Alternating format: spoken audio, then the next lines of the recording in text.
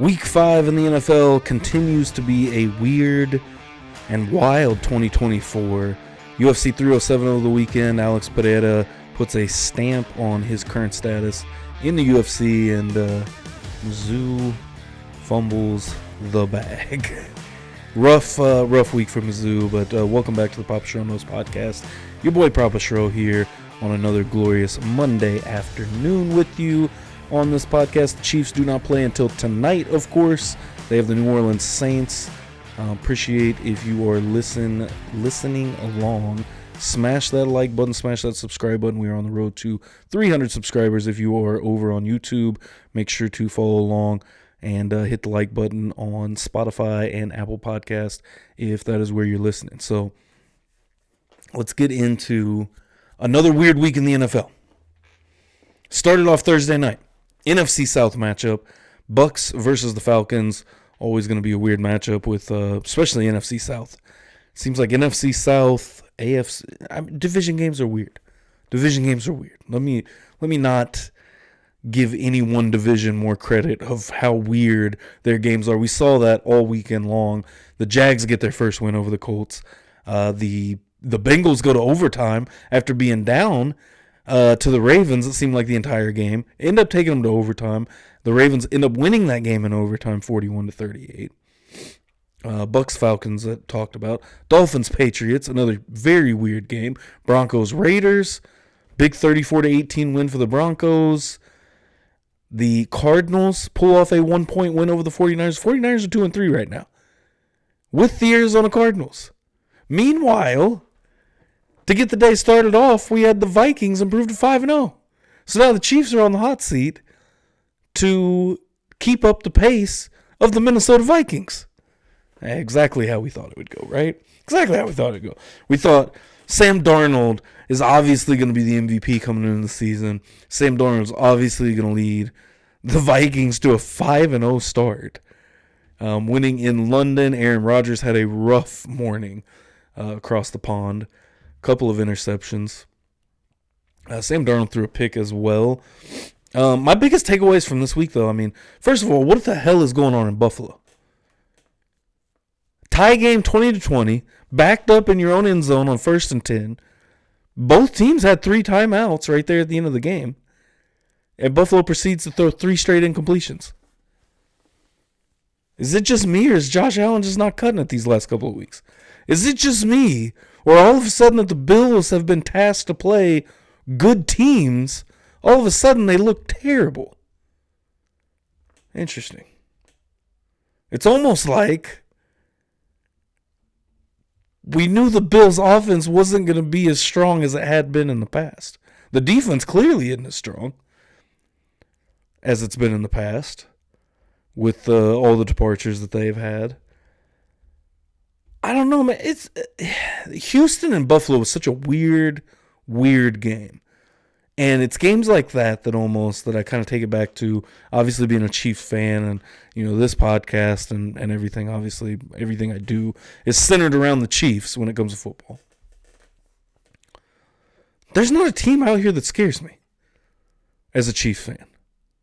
From any side of it, really. There was multiple times that I've thought in multiple games where a lot of the narrative that I see or hear sometimes of these games, like the Baltimore game, for instance, was, Chiefs didn't look that good. If that's all they got, Baltimore, they got them in the playoffs, right? It was a step in the right direction.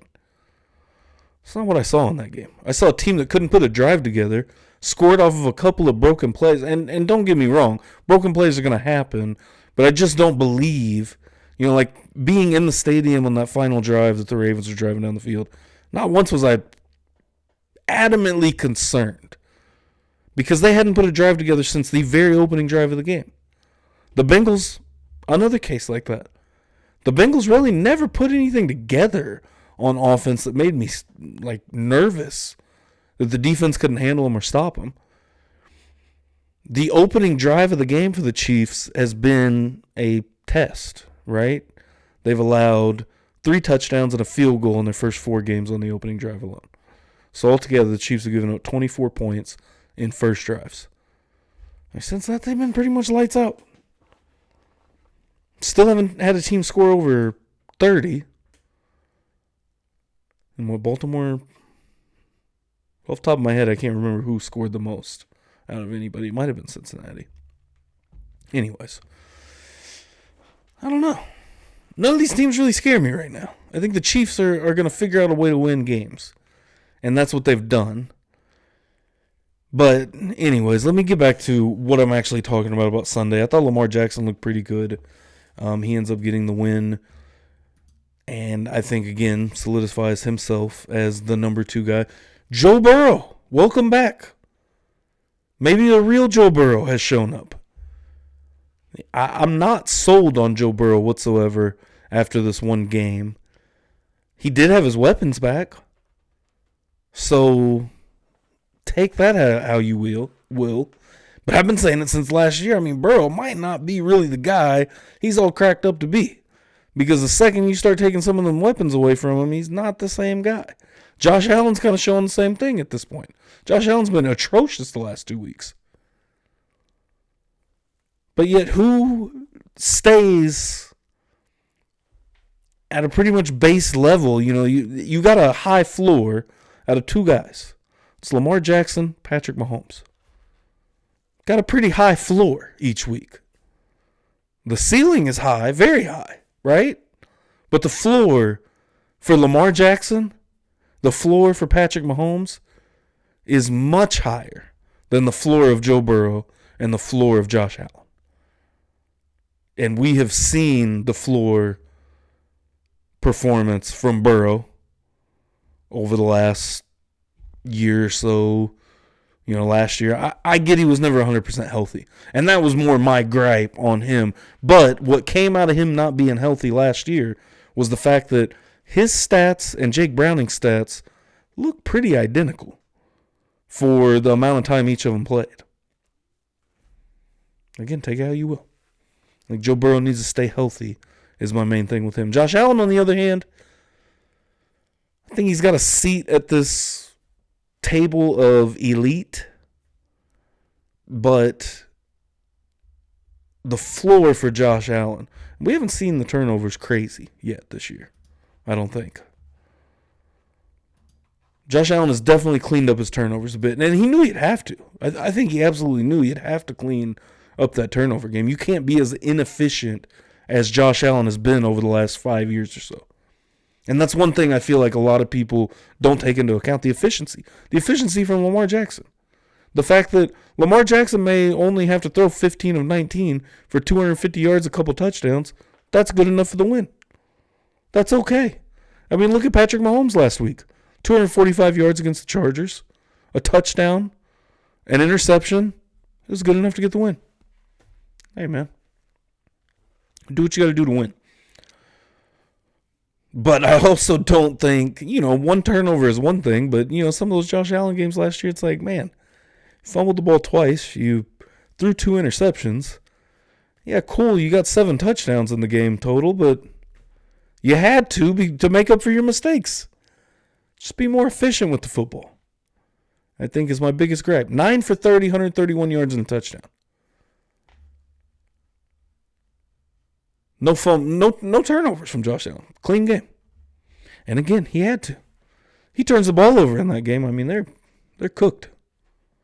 They lose the game 23-20. James Cook, he has been on fire. 20 carries for 82 yards. He had a touchdown. Caught two passes for 17 yards off 3 targets. Keon Coleman had the 1 catch on 5 targets for 49 yards and a touchdown.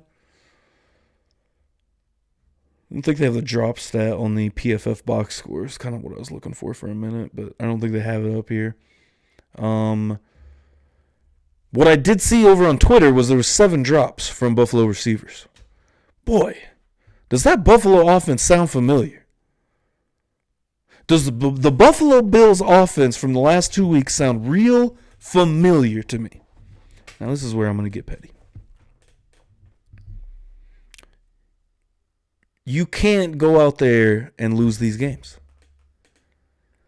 Because, again, even just all the chirping back and forth, Bills Mafia, Chiefs Kingdom, whatever the hell they call themselves in Cincinnati, the Ravens flock, the talk of the best quarterback in the league, right? We all know that essentially it's Patrick Mahomes at this point.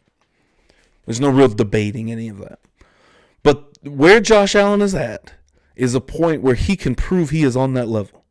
And he is proving quite the opposite at this moment. Because in these big games that matter like this, and not to say that Mahomes has never lost a big game, obviously, that's not true. But you can't let, the ship sink in the regular season. And this is the moment where I will say, just to be fair to Allen, obviously they're 3-2. Everything's all right now. They're in a terrible division. The New York Jets are not good. I don't think that they're good. I wouldn't classify them as good. They're very middle of the road, average, about. Kind of what I thought they'd be. I didn't think Aaron Rodgers was going to, it's not like he's going to come back and be MVP for him all of a sudden out of nowhere. Again, after a torn Achilles. I just didn't believe that. I think there's some people out there that thought that would happen. And I mean, if anyone could do it, it would be Aaron Rodgers, right? So I give him that benefit of the doubt. So that's why I was very indifferent on the Jets. Without Tua, the Dolphins are terrible. The fact they didn't lose to the Patriots, I'm shocked today from watching most of that. I think I was watching Red Zone channel. I think I passed out for a little bit during the finish of the first afternoon games. Not good. The Patriots let that slip away. And the victory going to the Dolphins, of course. But the Dolphins and Patriots, along with the Jets, are your competition. They're just fine. They're in the same boat the Chiefs have been the last couple of years. But this is these defining moments now. How do you respond? And I don't know what Buffalo's schedule is. But how do you respond to this? How is Josh Allen able to, rally around? 9 for 30 is atrocious. Atrocious. It's very bad. Actually, speaking of which, I do have a stat here that I'll read off about that. Because he had an NFL record bad day, Josh Allen had on Sunday.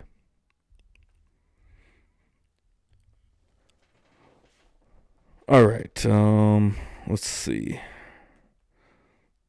Josh Allen recorded the lowest completion percentage in a game where there was at least 30 pass attempts in the last 30 seasons. That's per ESPN stats and info. Single worst completion percentage of 30 or more passes. Obviously, hit the nail right on the head at 30 passes. Was sacked one time. How do you clean this up, though? I think is really because you're not far, if you're Allen, from it being not a terrible game. Still 4 carries for 54 yards on the day. Didn't score a touchdown on the ground. He's still going to be able to put his team in positions to win. This is what I'm trying to say. This just can't bleed over into these other games against lesser teams because the Texans, I think we all believe, is a playoff team right now. They're 4-1. I think we were all excited about the Texans coming in. AFC South is not shaping up exactly how we thought it would be, but somewhat similar. I didn't expect Jacksonville to be 1-4. But the Bills are in a good position as long as they can come out, and get maybe like a 2 or 3 seed somewhere. But at this point, Baltimore has the advantage on Buffalo, losing head-to-head. They have to play the Chiefs. Luckily for them, they have the Chiefs going to Buffalo. And it seems to be like the Bills always beat the Chiefs in the regular season for some reason. It's like you got to give them one. I feel like that's almost the only reason that there's a true rivalry between the Bills and the Chiefs because they've never beat them in the playoffs, at least in this, generation of things. Lost in 2020, lost in 21. They didn't play in 22, lost in 23, of course, last year at home, the first home playoff game. That's all we heard going in. Oh, got to go to Buffalo, beat them there too. So this is where Josh Allen has to clean up his game And much like Patrick Mahomes has done these last couple of years, because he hasn't had a very good receiver core around him. Josh Allen has got to find ways to make some of these incompletions completions. Because I feel like, you pad that out at maybe like let's say 15 for 30, pick up 200 yards, maybe throw another touchdown on there, you're all right. I mean, look at how different the outcome of this game would have been. I mean, probably would have been looking at a 27-23 victory. But he has cleaned up the turnovers, and I will shout out Josh Allen for that, because so far we are 5 weeks into the season, and Josh Allen is not turning the ball over at an alarming rate like he has done the last couple of years. I mean, really the level he's been performing at is a slightly better Jalen Hurts, if we're being 100% honest, based on the style of play, the statistics. I mean, he's been a better passing Jalen Hurts, essentially. Turns the ball over a ton. Is definitely an elite passer and elite rushing, but he also picks up, the 15 touchdowns look real good until you realize that most of them come from the 1 yard line. And you're like, okay. I think all of us with Jalen Hurts, because Jalen Hurts also had 15 touchdowns last year on the ground, but I don't think that's as big of a deal because we're all like, oh yeah, it's from the push play, obviously, right? And, go back and look at what Buffalo did last year. Most of those rushing touchdowns came from push plays like that. Down at the 5 yard end, there's a couple of them that, were obviously, big runs, and Allen is capable of that. But, anyways, I digress. I'm not going into a whole nother quarterback debate out here. Crazy day, though. Absolutely insane day in the NFL. I enjoyed today's games. I would say the Bills are definitely the biggest losers of Week 5 right now, just because we don't know where they're at. Might be right there with the Colts, honestly, because the Colts were kind of in that weird space to where maybe they could compete, maybe, especially with the South, AFC South not being as good as we thought. The Jaguars came in 0-4. Colts lose by 3, and now I feel like going to Week 6 3-2 versus going 2-3 in a division loss against a team that was 0-4, much different kind of vibe, right? Is how I feel about that. The Bears, another big winner from Week 5. The Vikings, they improved to 5-0. Absolutely insane. But maybe the biggest winners of all, the Washington Commanders. I get that they beat the Browns, but I'm starting to really believe. I'm getting there to really believe it. I do believe the hype on Jaden Daniels. I do believe the hype. Can he stay healthy is my main, thought process, just for the size at quarterback of, who he is in that position. The skill is there. The arm talent is there. He has got an insanely strong arm. That kid can move. They're going to be all right in Washington. And I straight up asked Ray today. I was like, are they good? Legitimately, are they good? And Ray replied to me with yes. He thought they're pretty good. He thought they're good. Time will tell. Time will tell if that team is good. But adding Cliff Kingsbury to that offense was very smart. I thought about this last week. I almost wish that Cliff Kingsbury would have lined up to where the Chiefs would have had an opening at the same time he was looking for a job, because I think bringing Cliff Kingsbury back with Patrick Mahomes, with Andy Reid to kind of be a filter of sorts offensively would maybe be amazing to have. Just a random side thought that I had. Also, a couple of big losers. The 49ers. What the hell is going on with the 49ers? Obviously injuries, but it's just kind of crazy to see them lose to the Cardinals. Division games are weird also, but it definitely felt like they kind of got back to form last week, and then they lay up this dud, losing by 1 point. And then the Seahawks as well, losing to the Giants. At home, no less. Kind of surprising. There. Anyways, that will be it for my Week 5 takes, kind of breaking down Week 5. I think they're still in the fourth quarter right now at the time of recording this on Sunday night with the Steelers and the Cowboys. 7.5 minutes left, 13-10. Cowboys lead the game. think the Cowboys will end up holding on. I watched a little bit of that first half. Of course, they had the weather delay, and I just felt like the Cowboys were moving the ball a little bit better than the Steelers.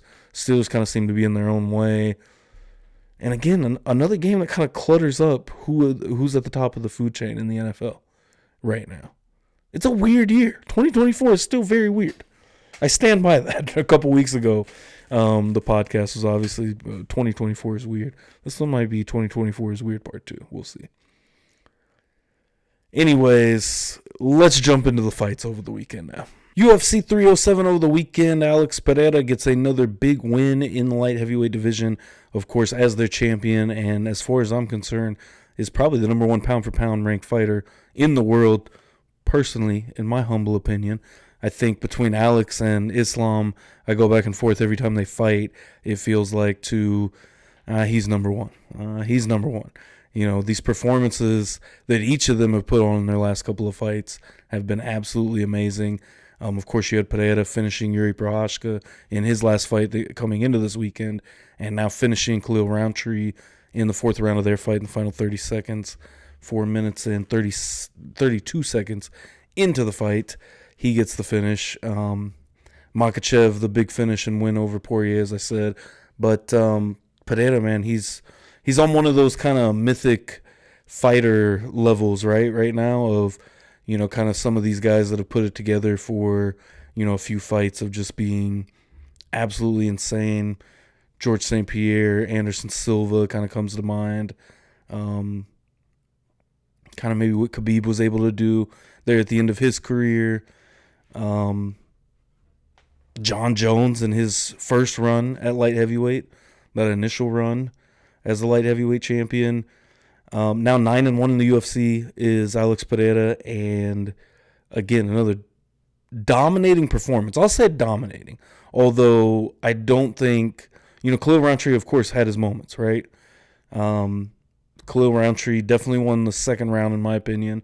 The 3rd round, I think Pereira did enough at the end of the round that he swayed me personally. I had it 2-1 Pereira going into the 4th round, but I mean, Khalil Roundtree was there. I felt like after the first round, Khalil Roundtree looked a little gassed. Neither one of them did too much, and I gave that first round to Pereira just because it was pretty back and forth and somewhat of a stalemate standing up.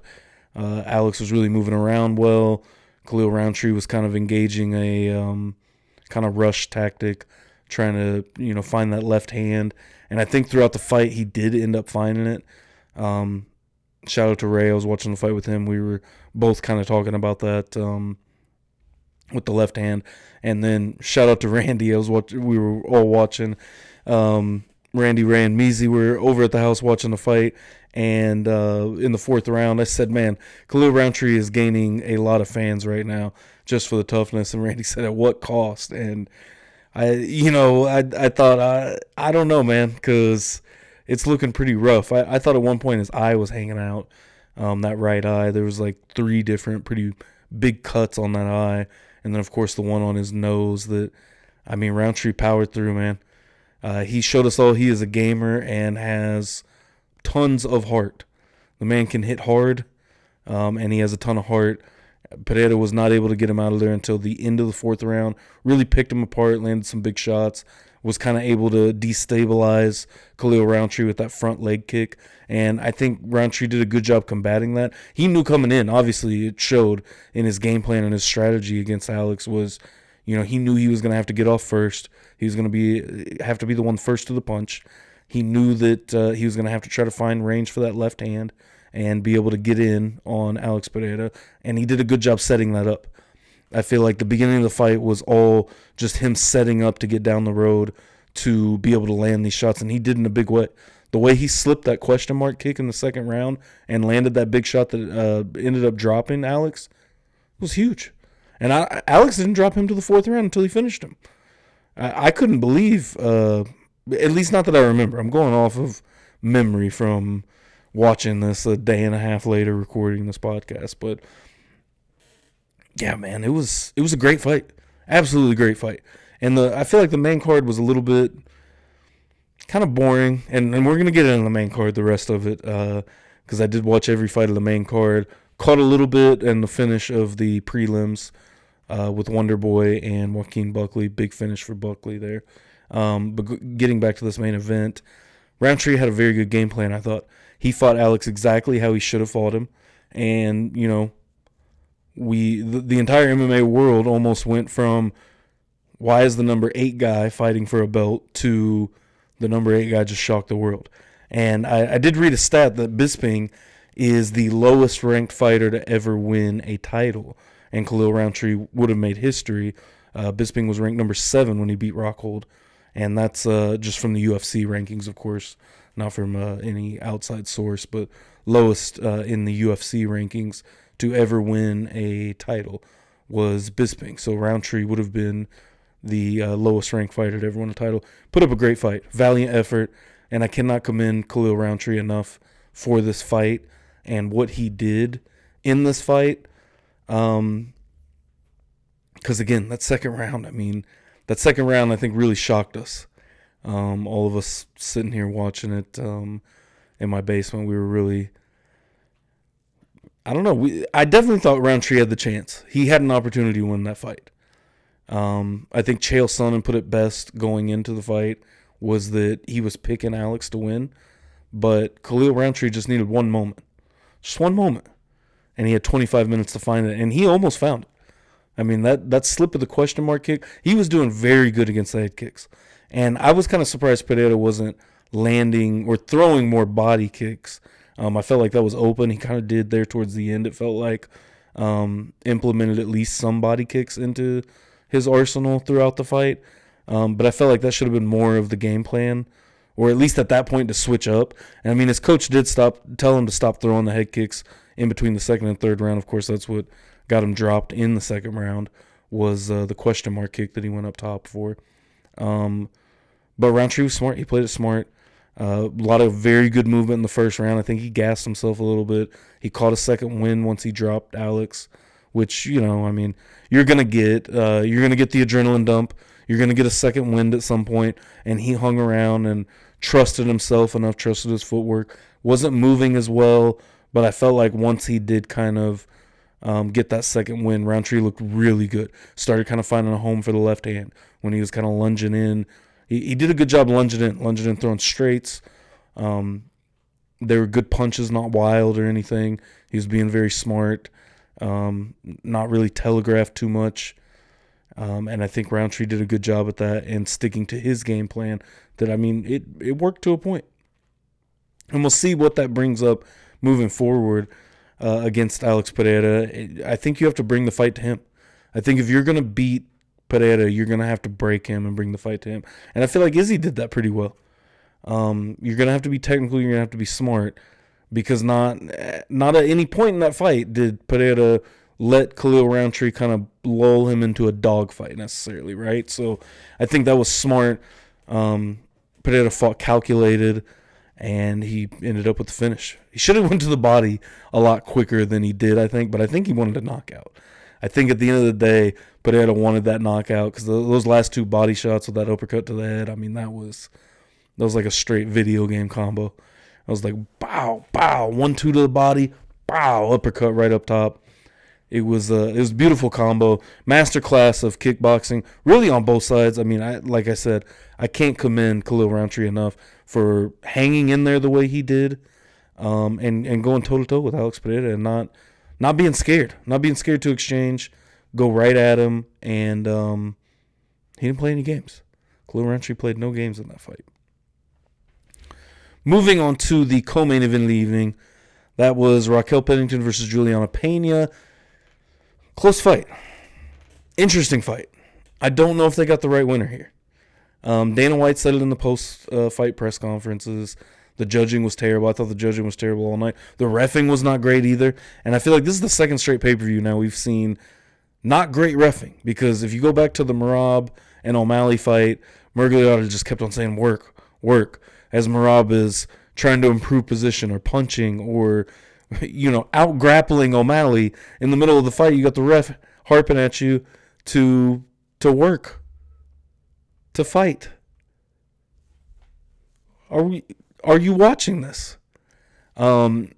It was about the opposite in this fight, or in this on this card, because the fight before the co-main event, Jose Aldo versus Mario Batista. Mario Batista fought a hell of a fight. I mean, he had moments where he was winning the striking exchange. I think the judges got each of these two fights wrong. Absolutely dead wrong. Between the Pennington-Pena fight, that one I think was closer. But if you watch that Aldo versus Batista fight and have Batista winning, at what point, and now I'm drawing a blank on who I heard talking about this exactly, but this was on the post fight. It may have been Anthony Smith. I think it was Anthony Smith. At what point do we stop giving points to guys that are just kind of essentially laying praying on the fence? Or even the takedown. Not doing anything with it. I mean, it's one thing to take a guy down. It's one thing to control a guy against the fence. But it's a whole nother thing to stall. You're stalling the fight out. And I think when you come to the stand-up and if you have a guy just running around, running away from you the whole time, not trying to engage in fighting, that's the same thing. We're doing the same thing. Mario Batista did the exact same thing to try to coast out the fight. And I get it. Like, from a fighter aspect, I totally get it. Don't get me wrong. Because you're in the third round with a legend. You've gotten pieced up a little bit. You pieced him up a little bit. It's been a good fight. I thought it was a pretty good fight. Other than the antics toward the end of the fight and most of the third round, it felt like. But I do get it. You're exhausted. You're trying to get a win. You're trying to do anything necessary to get your hand raised. Batista did just that. The judges did give him the W. He walked away with a win, a decision win, over Jose Aldo. Can't take that away from him. But again, at what point are we going to start maybe penalizing fighters? Or, I don't know, go to some type of system like Pride had of the yellow cards or something. I feel like something's got to be done. And I think Dana is absolutely right. I feel like at that point, it's the ref's job to police that. Because you're the one in the cage. And I want to say it was Mark Goddard in there at the time. Don't hold me to that. But I do believe it was Mark Goddard. I'm pretty sure he was the official of the main event. You have to stop that. And I hate to say immediately when guys tie up, you're going to have to separate them. But I mean, you had at least 45 seconds to a minute of just Batista neutralizing Aldo on the cage, but doing nothing with it. He's not throwing any punches. He's not trying to improve position. He is literally just trying to nullify Aldo to stay in the spot, to not have to exchange with him. They break them up, reset, and immediately Batista dives in, pushes them up against the cage, does the exact same thing. You have to break them right back up, I feel like. At that point, you're going with the flow of the fight. I mean, you're in there with the guys. You have to be able to make those judgment calls quick.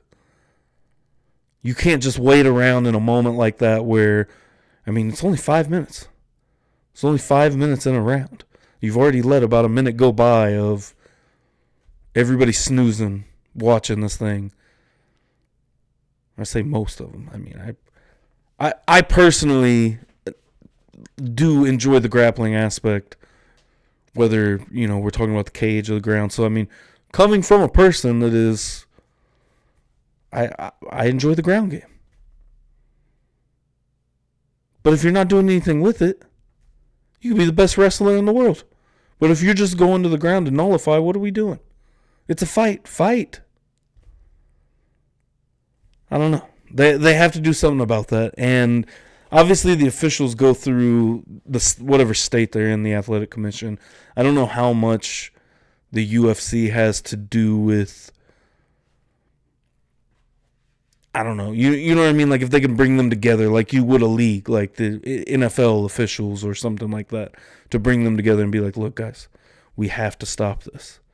And I don't think it's anything that's like insanely prevalent necessarily. Obviously, we have, those fights here and there. But in this fight, it was egregious. It was ridiculous. And that should not be, again, one thing if he's nullifying him up against the cage, throwing some strikes, working position, looking for a takedown, and I get it from the fighter's aspect. Batista was exhausted at that point. He's just trying to get out of there with a win. I don't want to fault the fighter at all here, because in that moment, I mean, not a whole lot going through your head. Like, that's why you train so much, that your body is essentially going to do what you have taught it to do in these situations, because you're not really thinking at that moment, especially in there are probably 20,000 people in that arena watching this fight. You're fighting a legend. Can't put too much fault on the fighter, I don't think personally. But when it comes down to officiating, you got to step in there, you got to break them up. And not to say that every fight should be rock'em sock'em robots, but you got to make them fight at the end of the day. Good card all in all, though. I thought the main event rounded it out great. I thought that the first fight of the night, Kayla Harrison versus Kaylin Vieira, was a good fight. It was a good test for Harrison, obviously. I don't think she was happy with her performance. She is obviously next in line. Obviously, the fight to make is Juliana versus Kayla Harrison.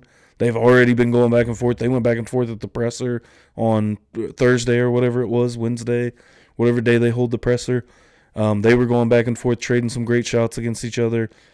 I think it's the most exciting fight you have in that women's bantamweight division, and a chance to hopefully spark, greater competition in that division. I think, obviously, you just went through, and we've seen this with the men's divisions of dominant champions.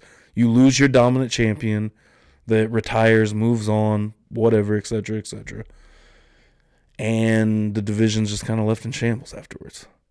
I mean, even what Conor did to the 45 division back in the day. We saw him knock out Aldo. We never got a rematch. Conor never defended the belt. We got Aldo versus Frankie, I think at that point for the second time. Aldo beats him. Luckily we got Max after that. Anyway, so on and so forth. So there's some, damage control to be done in the women's bantamweight division, I do believe. And I think this could be that. Now, after that, what challengers you see coming up? I mean, you're going to have to build upon that. Rose Namajunas is obviously new to the division. She just beat Tracy Cortez on short notice. Who else you got in there? Macy Barber, I think, is in this division. You got some girls coming up that could be a good challenge for whoever wins that matchup, but I think it's going to be a good matchup, a fun one. Obviously, Juliana Pena called out Amanda Nunes. I don't buy Amanda Nunes is coming back, and especially not for Juliana Pena. I definitely don't buy that Amanda Nunes is going to come back for a third fight. She wants to say she's scared and this, that, and the third, but, I mean, truth of the matter is you lost the last fight. You got one victory that I think most of the community perceives as a fluke. I just don't think it's a big money fight. Now, maybe if she can beat Kayla Harrison and in a convincing fashion, that may be her stepping stones to get that fight and to get that, money fight, as we all like to talk about. Good performance from Kayla Harrison, though, I think. Still kind of getting her feet. It's obviously only her second fight in the UFC.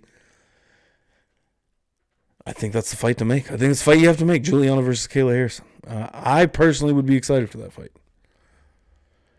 Only other fight that I haven't talked about on the main card was the shortest one. Ended in the first round or right after the first round due to a rib injury of Kevin Holland. Roman Dolidze took him down. It's kind of a little bit of a scramble Kevin Holland was trying to get out of. Rolled to an armbar. Ended up rolling over. And as he turned while he was rolling, something weird happened and something happened to his rib. His coach ended up deciding that he couldn't go. I agreed with what Cormier was saying on the broadcast. You can't let your fighter quit. If you're the one that's with him every day. If you feel like he can't go, you should know when your fighter can go and when your fighter can't go. And I felt like that was a position that was good by the coach to go ahead and end that, because there was that. Let's go to the main event of the evening. There's a few different times they could have thrown the towel in from the corner, I think, and we all would have been like, thank you. There was a couple of moments in that fight towards the end where it was like, please stop this. We are watching a beating on pay-per-view right now. So all in all, I thought it was a good night of fights. I think there was a couple of fights that were kind of boring and some fights that raised a little bit of controversy. I think also for Rocky, this kind of helps her kind of stay in the mix of everything. And I do think Juliana Pena was right about a lot of what she said about how Rocky kind of just stayed quiet. Hasn't really promoted the division. Maybe this gives her an opportunity to kind of step up on her soapbox and, kind of talk for herself, get her back in that position where she is either challenging for a belt or just getting back to challenging for the belt is what I'm trying to say. But all in all, yeah, I do think it was a good night of fights. A lot of controversy, though. A lot of controversy. That Mario Batista-Jose Aldo fight, man, it's tough in those fights, especially towards the end of Aldo's career, because it's like, man, you want to be able to push him to maybe contend for that belt one more time before he retires at 135. I mean, imagine what that would solidify for Aldo. It's probably debatable at feather, especially if Max goes back and wins the belt back from Topuria coming up. But I think obviously it's between Aldo and Max who your featherweight GOAT is. I mean, I guess Volk is up there too. Let me not just play Volk off like that. But between those three guys, I mean, those are the guys right there that I think we all would agree upon are right there, top three, whatever ranking may kind of be what you think personally. Aldo just had such an amazing run with that belt and dated back to the WC belt before that as well. The run that he had was just absolutely insane. I'm excited to see what comes out of the light heavyweight division. I assume Ankalaev is next, depending on if he beats Rakic. But I think the winner of that fight is obviously who's next for Pereira, especially if he's going to stay at 205. I don't think that you move Dreykus up. I just don't think that that's right now is not the time for that. I think Dreykus needs to win maybe one or two more title defenses. And does Pereira fight again before the end of the year, man? It seems like he's fighting every couple of months. We see him. I doubt it just because of the injuries he had coming in he talked about, but we shall see. Last thing I wanted to point out on this card that I just thought was crazy. It's 2024, and the fight that kicked off the night was Court McGee versus Tim Dirty Bird Means. That's a crazy line to say in 2024. Court McGee with the first round submission finish too. Shout out Court McGee, man. What a story that guy has. If you don't know, you should go look that up and look at his story, because I mean that man has a crazy story to go from where he was to where he is now. But that pretty much wraps up UFC 307 this weekend. All right, so quite a bit longer podcast than usual, but a lot of stuff happened this weekend, a lot to talk about. And to wrap this all up, we are going to talk about the Missouri Tigers and how flat they looked at Kyle Field and College Station over the weekend. Rough game. I joked with Ray as we were watching this game. I said, man, as a Chiefs fan, it is tough to watch this. We are spoiled as Chiefs fans. And if you're a Mizzou fan as well, I mean, if you're in Kansas City, you're either a Kansas fan or you're a Mizzou fan for the most part. There's some stragglers in there, Nebraska and Kansas State. Obviously, if you're a Kansas fan, you don't know much of what this game of football is from a collegiate standpoint. And that's just always been rough over there.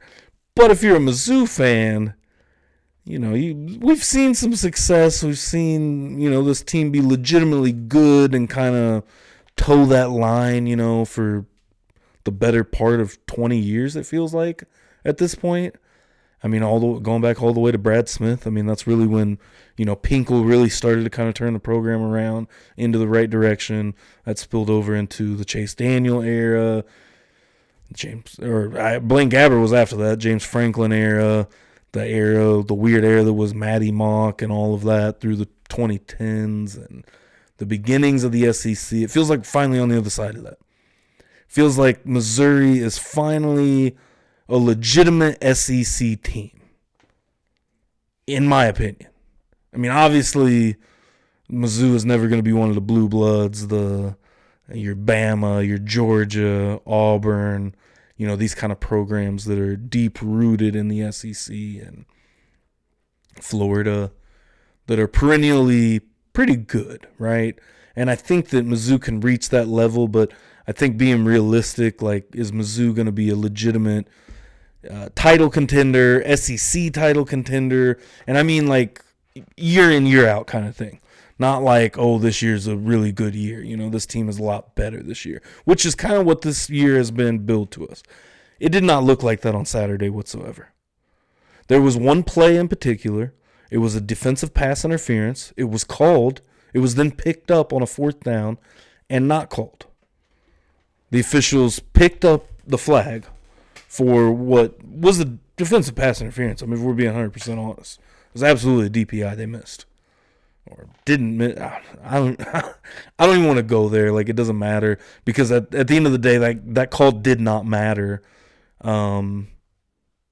what happened in that game. I think it set the tone, but you can't let that happen. And I think as a Chiefs fan, I think I might be an expert to be able to talk about how your reaction to penalties and getting caught up in those moments can absolutely destroy your team, because it seems like we see it time and time and time and time again against the Chiefs, of the reaction to the penalties. Where the Chiefs really keep their head down, they play football, they're going to put themselves in a position to win. And it's the composure. The composure of the Chiefs is next to none in the NFL. There's no team that is even on their level, I don't think. I think when it comes to, like, when we're talking about quarterback rankings, you know, Patrick Mahomes is the bar up here. Everybody else is somewhere down here, and then is the rest of the league. Composure-wise, I think it's the same thing. I think when we're talking about composure with the Chiefs, they set the bar, and somewhere, you know, from here to here, you start finding the rest of the teams in the NFL. What I believe personally. Most people believe that the officials just... We're not going to go into that. I'm not going down that road. Anyways, back to the Mizzou game. So, that did set the tone, though. I think it absolutely the Tigers absolutely let that eat them alive in this game, and it was over before it even started. Texas A&M was clearly the better team. This was something I was a little bit worried about, and something was kind of talked about. When they were knocked out of the top 10 after a bye week, or not a bye week, excuse me, after the Vandy overtime game, which, you know, the Boston College game was close.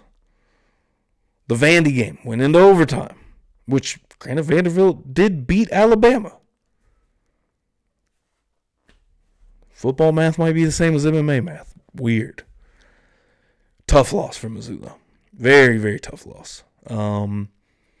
They have to roll with the punches here, and they're going to have to get better. They're going to have to figure it out, and what that is, I'm not sure. That offensive line could not handle Texas A&M's defensive front. Nick Scorton was amazing. Obviously going to be a top-flight draft pick in the NFL next year out of Texas A&M. Yeah, it was a tough game. It was a tough game. I mean, it was like 20, I want to say it was like 24 or 31 to nothing at halftime. It was a rough day. Came down to where Mizzou kicked a field goal late in the fourth quarter down by like 30 points. It was atrocious, and, you know, but maybe they can bounce back from that, and obviously it sucks to lose a conference game early in the year like this, but Mizzou has to learn from it and bounce back. Brady Cook's got to be better. I think that was a big part of it. Brady Cook has got to be better. Overthrew a lot of targets. Didn't throw to the right spots to a lot of targets. I mean, even the DPI absolutely threw it too short. Ball was not in the right place. So Mizzou's got to clean that up. Defense has got to be better too. They had their moments in this game. I didn't really feel like the offense really had too many moments. Yeah, it was a tough game. So Mizzou will move on to what is next, which let me double check that one real quick. 100% sure. UMass on the road at UMass. That'll be another 11 a.m. start time. Saturday, October 12th. Mizzou falls to number 21. This is actually the first time I'm seeing how far they fell. So going from, I believe it was number 6 all the way down to number 21. It was the only matchup that had 2 ranked teams playing against each other. I'm not going to go over the whole rankings or look through that, but it's going to be tough coming up. Bama falls to 7. It's a tough stretch coming up, folks. This UMass game has to be a game where they try to figure things out again after this 41-10 loss, because it's Auburn at home, Bama on the road, Oklahoma at home, and I mean that's like a murder's row right there. The next stretch, that's the next 4 games. Then you finish out at South Carolina, at Mississippi State, and then host Arkansas November 30th. It's a tough schedule. I mean, it's the SEC. I mean, when you get to this part of the season, things are going to start getting very tough for the Tigers year in, year out. So, I mean, it's what you expect. We'll see if they recover or not. Let me know in the comments below what you think. Mizzou going to be able to turn it around, or is this who this team is? A team that's pretty good, not quite good enough to compete with the real top-of-the-line teams. I mean, A&M obviously showed they have a terrific team out there. I'm interested to see, what they do moving forward and how good they are going to be the rest of the way. So, with that, I think that'll just about wrap things up. I think that's about everything I wanted to get to. Like I said, a little bit longer of a podcast this week, but very long week. Obviously, we got the Chiefs playing tonight against the New Orleans Saints. That game, it's going to be an interesting one. I got a weird feeling about it. I had a weird feeling last week about the Chargers game because it was a divisional game. But this one, I have a weird feeling about Derek Carr being the quarterback. That offense is strangely successful so far this year. Willie Gay will be out. Also, a couple of guys out on that offensive line for the New Orleans Saints. So I do think that there's really some chances. It's going to come down to the run game, and if the Chiefs can stop Alvin Kamara, which I do believe they will. I'll go ahead and give a prediction of 21-17. We'll say Chiefs win. Actually, let's say 22-17. Let's say 2 touchdowns, 2 field goals from the Chiefs. 2017 final score. They're going to win in some weird fashion at the end like they always do. And then the entire internet's going to say, oh, it's all rigged for the Chiefs. So the usual, for everything. Unfortunately, I will not be at Arrowhead. I wish I could. I will be on the road for work, so won't be out there. So everybody that is out there, make sure you're loud tonight. And let's go out there and get another big dub. Move to 5-0. Make sure we can keep pace with the Vikings, man. It's a tough team right now. That's those Vikings. But if you watch to the end, especially this week, if you watch to the end, how long this thing was, I appreciate it. And listening to my voice for however long this podcast went on for. Smash that subscribe button. We are on the road to 300 subscribers still. Looking to hit that. Smash that like button. That helps greatly with the algorithm, as well as follow along on Spotify or Apple Podcasts if you're listening to either one of those. And if you are, funnel back to the YouTube channel. Just pop a show on YouTube. Obviously, film breakdowns, more film breakdowns going to be coming out this week. Got the week 1 defensive film review out last week. Plan to keep on really getting after that this week and getting more content out this week. But yeah, everything MMA fight related. Obviously, UFC, and then obviously with the Chiefs, been staying in touch close with the Mizzou products, seeing what they're doing. Obviously, wasn't great this weekend. As well as baseball, the baseball playoffs are here, and with the Royals making the playoffs, I do plan on hopefully having Bryce back on the show at some point within the next week or so to talk about that. They, of course, moved on to the American League Division Series. Dropped game 1 against the Yankees. They play game 2 today. I'm not sure what time that is, Monday, if it's afternoon or evening. But anyways, until next week, I appreciate you listening along, and we will see you next week. Until then, go Chiefs.